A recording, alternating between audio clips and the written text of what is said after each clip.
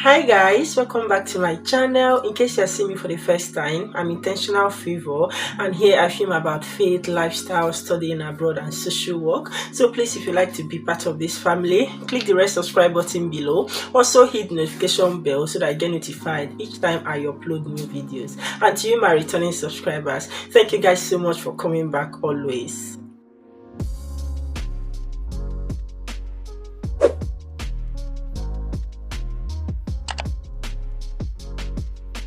So guys, as you've seen the title already, UK government came out sometime last week to give some updates regarding the student visa, and this of course mostly pertains to international students. Yeah, so so many things we are said in that update, really so many things which I wouldn't go into. I just want to address one particular one that I think is bringing about confusion, okay, to so many international students, and that is about the like cancelling the limitation to work for only 20 hours in a week. Yes, so that's what I actually want to address. So everybody is over the moon. So many people happy that the news, sometimes when you hear news like this, sometimes we just take the one we want and then that's what we share, or we hear what we want to hear. Yes, so I know how so many international students, like, they work and study at the same time. Either they pay up their tuition fee or to raise money for their daily upkeep, accommodation and all of that. So when one news that you will be gladdened to hear is that you are no longer restricted to work 20 hours per week, that you can work as many hours as you want, because we've got the strength. Yes, God has provided us with this strength that we can actually work as much as we want, but then there is that 20 hours restriction. So sometimes when we hear some news, some updates, we tend to take some fragments and just conceal the other conditions or things attached to it, and sometimes it brings about confusion. Not to get you worried, or maybe not just to burst your bubble, not to kill your joy. I'm not a joy killer, but I just want to clarify this so that if you are doing anything, you be careful with what you do, you be careful about what you do, and you are sure that you are doing the right thing. Okay, yeah. So meanwhile, just check the description box in case I forget. I'm going to leave the link where you can see this update from the government website, and you will read it for yourself and own every information that you hear, every information you share, and every information you take actions towards. So I'm just going to read this particular bit that has been everywhere. People have been asking me about this, and I sort of to film a video to clarify this, especially for those studying social work.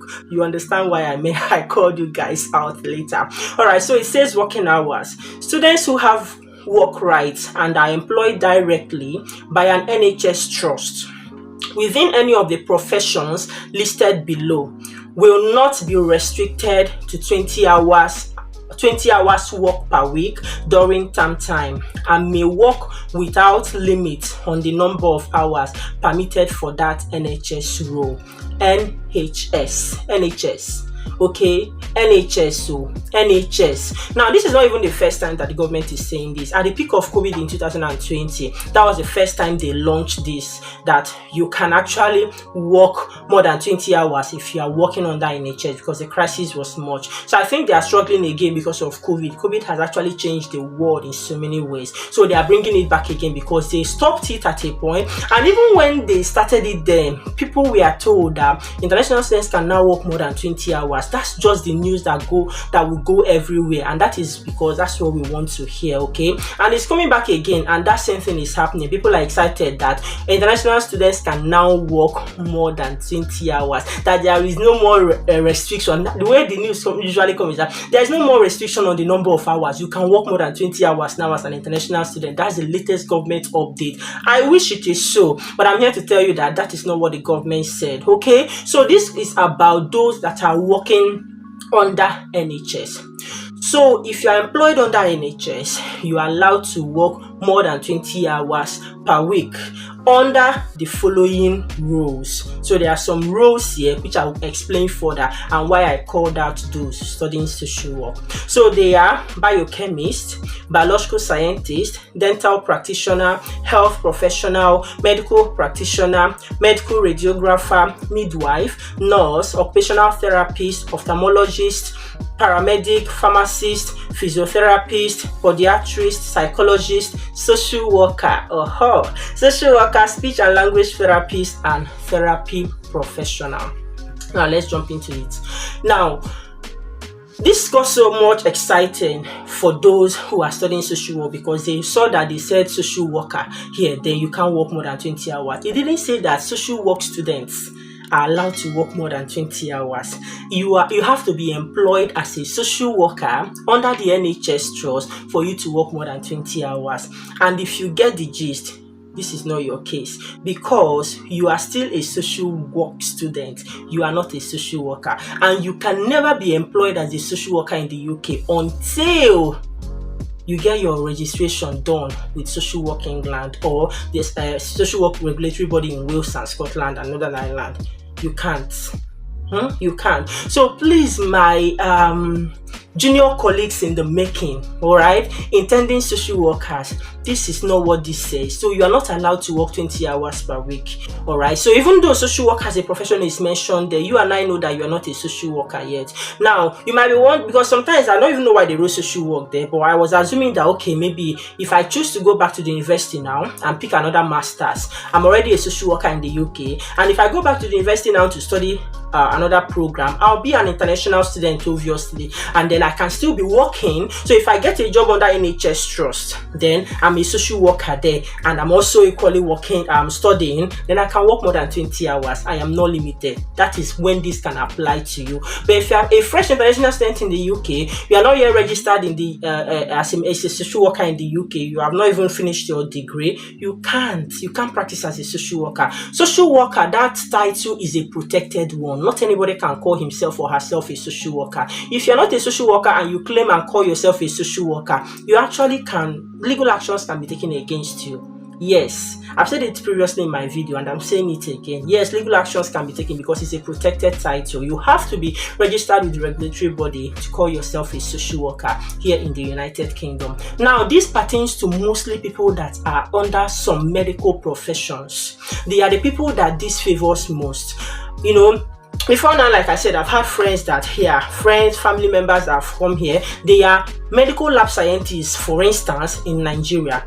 And now, once you are there and you are registered with Association of Medical Lab Scientists in Nigeria or Association of Radiographers or whatever in Nigeria, all these medical professions, except doctors. Doctors too, their own processes, a law, they have to write, what's this exam they call it again? PLAB. They have to write PLAB 1, PLAB 2. You can't even register as a doctor just because you have a degree. Okay, you have to write the exams. But most times, I think all these medical lab scientists, radiographers, their own is quite more straightforward, because so many of them, even before coming to do their masters, they get registered with HCPC. Okay, they get registered with HCPC and then they are good to go. All right. So these are the people that most times, people that are medical, biomedical scientists, lab scientists, they are the people that this favors most. So when they come and they are working, most of them don't even bother, except at the beginning. But most times, they just go into NHS. Locum, they start doing locum works under NHS as medical lab scientists because they are already registered with HCPC. And then they can work more than 20 hours. I know so many of them that did this, and they are here in the UK now with their tier 2 visa sponsorship. I told you guys that the series is actually going to be lived experiences, and I'm still hoping to bring them on this channel to share their stories. In case you don't know, if you're a medical lab scientist, radiographer, or some medical professions prior to coming to the UK as an international student, you can register with HCPC and then you are licensed already. Unlike a profession like social work, unlike doctors, medical doctors, you know, you have to write your PLAB 1 and PLAB 2 and pass it before you can actually be called a medical doctor, to practice as a medical doctor here in the UK, or to practice as a social worker in the UK. So this is actually what this information is. Own up every information that you hear. Most times when you listen to people here on YouTube, make sure that you get the whole details.